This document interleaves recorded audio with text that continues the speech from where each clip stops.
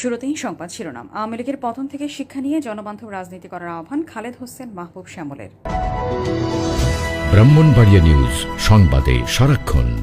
ছাত্র জনতার গণ অভ্যুত্থানের মুখে আওয়ামী লীগ সরকারের পতন একদিকে যেমন মুক্তি, তেমনি সকলের জন্য একটি শিক্ষা বলে উল্লেখ করেছেন কেন্দ্রীয় বিএনপির অর্থ বিষয়ক সম্পাদক ইঞ্জিনিয়ার খালেদ হোসেন মাহবুব শ্যামল। শনিবার বিকেলে ব্রাহ্মণবাড়িয়া শহরে পনিয়াউট নিজ বাসভবন চত্বরে রাজনৈতিক, ধর্মীয় ও জাতিগত সহিংসতা পরিহার এবং শান্তি সম্প্রীতি প্রতিষ্ঠার আহ্বানে সাংবাদিকদের সঙ্গে মতবিনিময়কালে এই কথা বলেন তিনি। এ সময় তিনি বলেন, জনগণই হচ্ছে রাজনৈতিক দলের শক্তি, তাই আওয়ামী লীগ সরকারের এই পতন থেকে শিক্ষা না নিয়ে জনবিচ্ছিন্ন হলে আমাদেরও পতন হবে।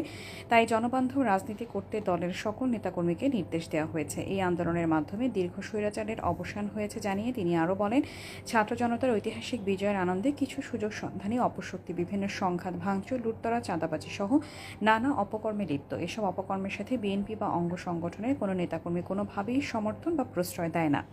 তিনি আরও বলেন, আওয়ামী লীগের দীর্ঘ শাসনের সময় বিএনপি ও অঙ্গ সংগঠনের নেতাকর্মীরা অবর্ণনীয় জুলুম ও নির্যাতনের শিকার, কিন্তু বিএনপি প্রতিহিংসার রাজনীতিতে বিশ্বাস করে না। তাই জেলাবাসীর শান্তি ও সম্প্রীতি বজায় রাখতে তিনি দলীয় নেতাকর্মীদের প্রতি নির্দেশ দেন।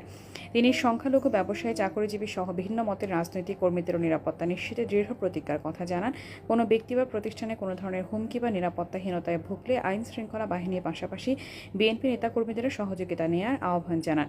মতবিনিময়কালে জেলা বিএনপির সাবেক সভাপতি হাফিজুর রহমান মোল্লা কোচি, সাবেক সহসভাপতি অ্যাডভোকেট শফিকুল ইসলাম, সাবেক সাধারণ সম্পাদক জহিরুল হক খোকন সহ জেলা বিএনপি, যুবদল, ছাত্রদল সহ অঙ্গ সংগঠনের নেতাকর্মীরা উপস্থিত ছিলেন।